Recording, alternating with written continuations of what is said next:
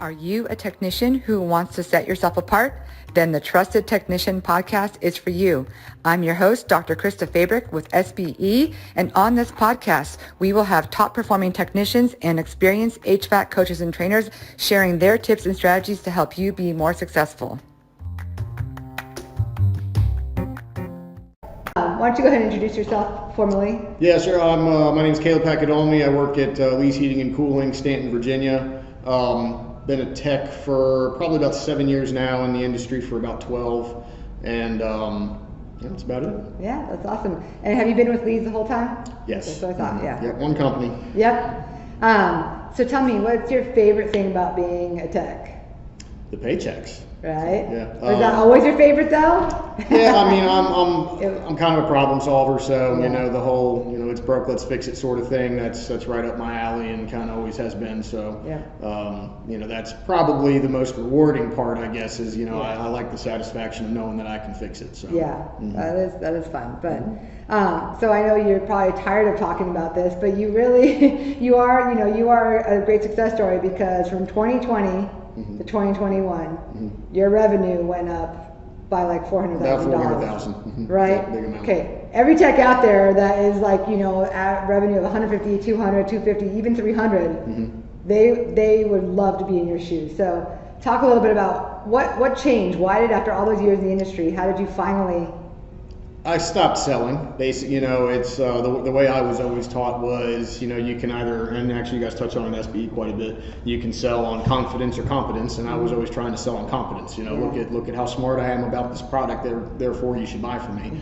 And at the end of the day, people don't really care about that. You know, they don't understand the technical aspects of it. They don't understand the science behind a lot of it. As far as, you know, IAQ products and stuff like that. So just kind of getting away from that and trying to listen more, ask more questions to see not necessarily what do I think the customer needs, but what do they want, because those are often two very different things. Yes, and that's key, understanding the difference. So, and that's huge. So the other thing that I know was a big part of your success in increasing revenue and your paycheck was selling the IAQ. So IAQ's been big. So I know I've heard it, but can you share a little bit about how you found that, you know, that trick to getting IAQ conversation going? As cliche as it sounds, it's been as simple as, you know, they call it smell my finger in the boot camps, and that's exactly what I do. You know, it's I go in, I take doors off, I take pictures or try to bring them downstairs. You know, I'm going to start incorporating videos a little bit more, because I know I should, but I prefer to get them down there if I can help it. So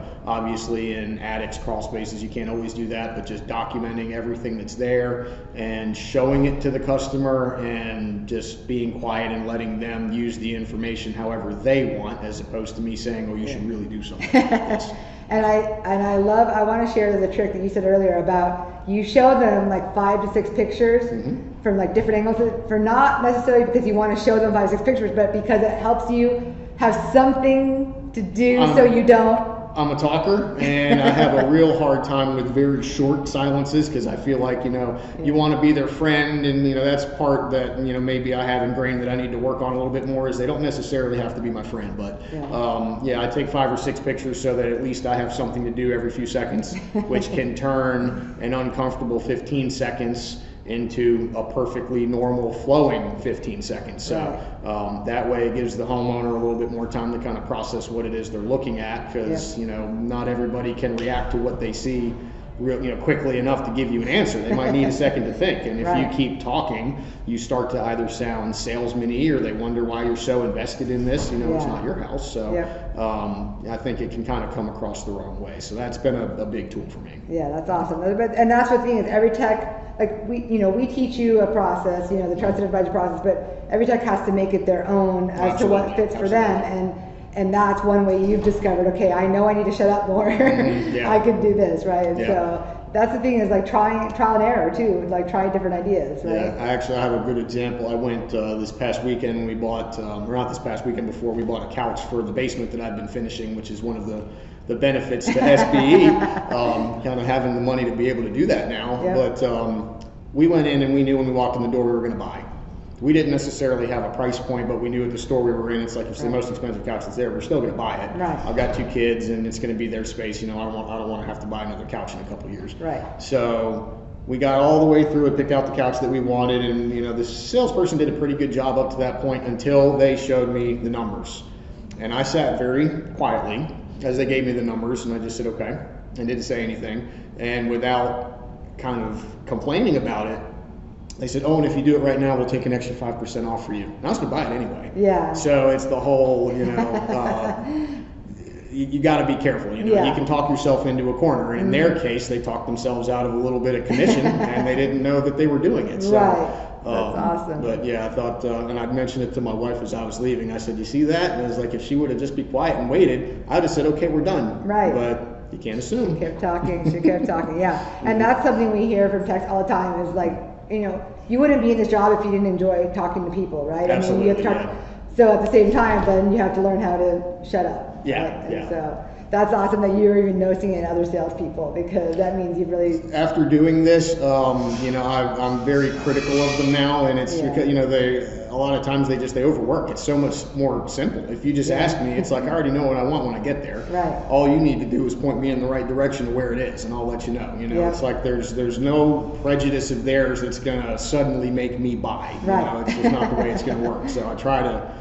keep that in mind when I'm dealing with my customers as well. Yep. So I'm going to circle back though, because you mentioned it quickly. 5 years ago versus today, what is the money that you now earn because of Oh my God. how much your revenue is going to? How does that change your life? What does it do for your family? It's brought in an additional full-time income. I mean, it's huge. You know, and we sold our house a couple years ago, moved into a new place, and honestly, if you told me 5 years ago, as far as equity in my house and property and how much I'd have in the, you know, I'd tell you were crazy. Yeah. And I mean, it was, you know, stumbling upon this and you know, Lee's Heating and Cooling deciding to practice it that did that for me. I mean, I would not have been able to be where I am right now, financially speaking, without SBE. There's no doubt about it.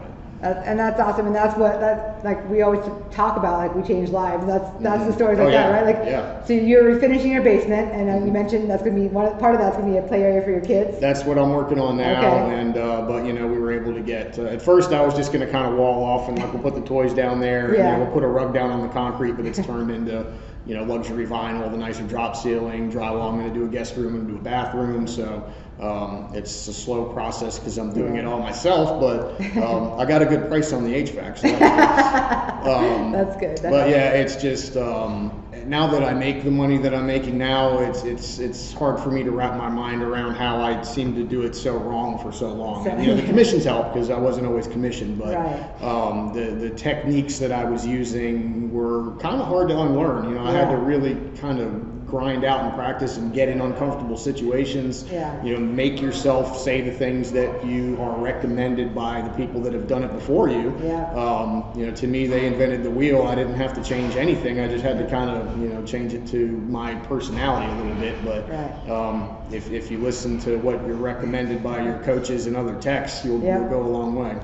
And that's like, and that's the thing is, there's a lot of guys out there that might hear this, and that, just like you, they were doing it just whatever, going along, doing it a certain way. Because you've only been in like SBE program for a little over a year, right? So I mean, it's not like you took your time understanding it. Like some guys are in this for 3 years. So like you saw it worked, and you're like, I see the paycheck, right? It was the first call out of boot camp. You probably heard the story. I was already committed because I talked to him a week before I even went to boot camp, and we had to schedule it out because they were traveling. And basically, it was a pressure switch and a thermostat that I was replacing. So it was like a $400 repair. And I decided right after boot camp, which I did with Will, who was awesome, I would go ahead and give it a shot. So before making the repair, when I got there to talk to the homeowner, I said, okay, now let me just review this real quick. How long do you want your system to last? And he goes, well, forever. But I know it's not going to last forever. And I think it's about 19 years old. And what blew my mind, he said, and if I have to put a couple $100 into this, I would rather just invest that towards a new system. And I thought my head was going to explode. I was like, oh my God. And I thought of all the times that you're getting called and you diagnose, you know, a condenser motor. Oh, you need a motor, it's this much money. and how One much you simple are potentially question. leaving off the table because you think you know what they need, but you didn't ask what they want. Yeah. So that repair got scrapped, and it was like an $18,000, sale, because not only did we do a replacement of the one system, we found while we were diagnosing and on your checking measurements and that sort of thing that he had a second heat pump downstairs and it was frozen. Because when the ductwork was done, it was done so poorly that there wasn't any airflow. We got a whole ducts replacement out of it. And actually, they were at first denied financing because they made a mistake. So then I was even more upset. I was like, it worked, and I'm not going to get the commission. But they found out there was an error. They corrected it. So after that, it was like, I'd be foolish not to continue doing this. So it kind of, since it was fresh in mind, I think I was fortunate that I did a quick 180. Right. But yeah, after literally the first call out of boot camp, I was like, if this isn't a sign, I don't know what it is. So. And literally the only thing you did different at the beginning was you asked decided to ask a question, right? The golden question is, how long do you want the system to last? Yep. Most of the system change outs that I wasn't expecting to occur that day arose out of that question, so because awesome. you don't know. Yeah, you don't know, and that's like it opened the floodgates, and Yeah. then obviously you have to follow the process from there. But I mean, you still have to practice that. But that question is a huge game changer. Oh yeah, it at least gives you an idea. Well, it opens up several other windows too, because everyone's going to say forever, Right. but then they might say realistically 20 years. If it's 15 years old, then that gives you an opportunity to say, well, let's do a maintenance on this so that we can try to get you to the time frame you want, which is going to give you multiple more opportunities to potentially get that sale by the time you're done. And if they don't want to buy it, then you just have to go with what they want. And kind of emotionally detaching from their decision took a little bit of time as well. But at the end of the day, I'm not spending their money. They're spending their money, and I'm not the one that should be telling them how to spend it. Yeah, that's where a lot of techs get stuck at. You heard that today in the training too, right? They're saying, they're like, oh, I would never spend $10,000 on that. Well, and it's, and I tell people, I've had this talk with other techs in training and stuff like that the reason you think that is because of the field you're in. It's like, if you know nothing about cars and they tell you need a repair for X amount of dollars, you have to have a car. Well, you have to have heating or cooling depending on where you live. So we see the numbers, and I think that skews our bias of it a little bit, but you can't operate that way. You know? I mean, fast food restaurant, a large Coke costs them what, 4 cents? Yeah. You pay $2 on it, you don't think twice. Right. It's just it's objective. So that's been difficult, but today, where numbers are, it's maybe a little bit more challenging. Once you get the process down, you're kind of spitting just its information. So, you don't go, hey, look, this thing's $20,000. Right. You just have to be very matter of fact. It's $20,000. Yep, it is what it and is. look at them. And if they ask why, then you have an opportunity to go from there. But if you're shocked, they're going to be shocked. So a lot of it is controlling your demeanor and your emotions. And it's easier said than done, but it takes practice. You got to keep trying it. Yeah. So this year, I know you have a solid customer base that you've been through as far as like a lot of the add-ons, IQ, things like that. But how are you going to kind of continue your success this year? What's your plan to make sure you? I mean, I already know which customers are in the pipeline that answered that question. I need one more year. Yeah. So I've got probably at least a dozen, maybe a couple of more that are in that category. Otherwise, building maintenance contracts, continuing to be able to get in the door, opportunities don't arise from you not going in the door. So, kind of my focus has been trying to get as many maintenance agreements as possible, especially with new customers. They don't necessarily have that trust the first time you walk in their door, but when they ask you, do I need this? And you don't immediately say yes, and you just, well, let's talk about it. Sometimes you're able to, they might not be ready to spend $10,000 today. They might need some time to plan for it, and maybe a couple $100 today, and you telling them they don't need to spend that today will get you that next time that you walk in the door. So it's just, it's a game of opportunities. You got to keep getting those, and the way to get those is maintenance agreements. So that's what I try to focus on before anything else.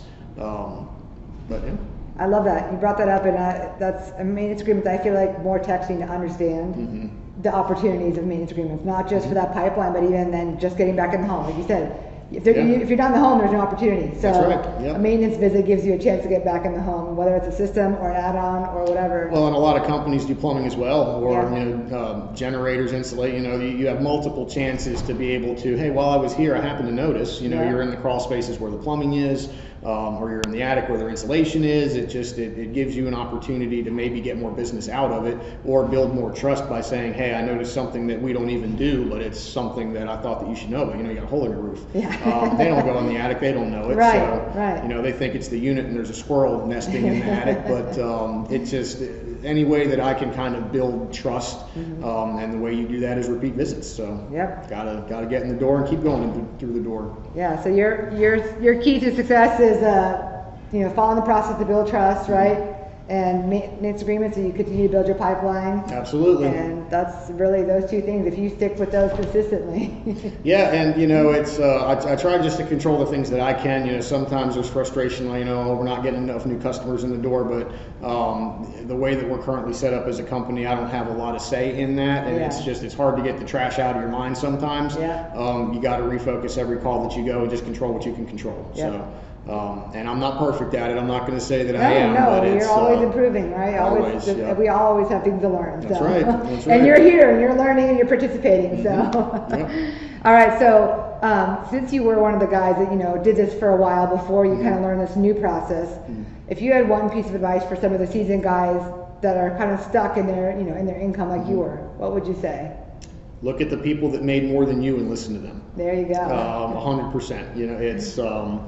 I think you got to keep your ego in check, because I think that a lot of techs they want to be the best, or they think their way is the best, and I thought that my way was the best until I got into SBE, and then I realized pretty quick that it was amateur hour at best. It's hard. It goes against everything you've kind of been taught, but the bottom line is people don't buy from you because they like you. It's because they trust you, and this process teaches you how to be more trusted when you walk through the door. So even though it's difficult, just listen, participate in the masterminds, ask questions. The whole thing with SBE for me has been ask questions. You need to ask more questions, and Will says that if you think you need to speak, ask questions. So, and that's what you got to do. That's awesome, and I love that. I mean, you summarized that great with just listening to people that are making more money than you, right? Like that's right. People say if you want to be a millionaire, hang out with millionaires. Yeah, well, I mean, if they've done the legwork and all I have to do is follow it, it's easier than me having to figure out what I have to do. It's like they've already done it, just follow in their footsteps. So, and you can build on it and kind of make it your own and whatnot. But at first, it's overwhelming. You got to have it's like focus on one piece at a time. You're not going to perfect the whole process overnight. Choose one facet of it. So I started out with how long do you want your system to last. Started moving on to more IAQ stuff. And it's just you have to practice each piece at a time. Don't try to do the whole process at once, because it's so overwhelming. You're going to get tripped up. You're going to sound salesman-y. You're not going to have the right tactics. So, listen and force yourself to practice. Yep. That dreaded role play stuff, right? The role play is not comfortable, but that's the way you get better. It does work. Works. Yeah, and at least after you're done role playing, you're going to role play it in your own head multiple times thereafter. So sometimes you have to just say it. You can't constantly think it, because then you get out in the field and you go to speak it and you're like, you're fumbling on your words. So you have to practice it. It's not comfortable, but at the end of the day, it comes down to how much discomfort are you willing to put up with to make how much more money. And if you presented me with what I make now and this is how uncomfortable you have to be, I'd have done it in a heartbeat. So, you're getting a bronze award here tomorrow, and I think we talked, so you're going to be silver next year, right? I hope That's so. the goal. I hope That's so. what we're going I'm to do. going to control what I can. I hope so. Hey, I'm going to work with Alan, and we're going to work on the marketing side to get you some more new customers. I need some new blood. All right. Well, thanks so much for talking to us, Caleb, and we'll see you soon. No problem. Thank you.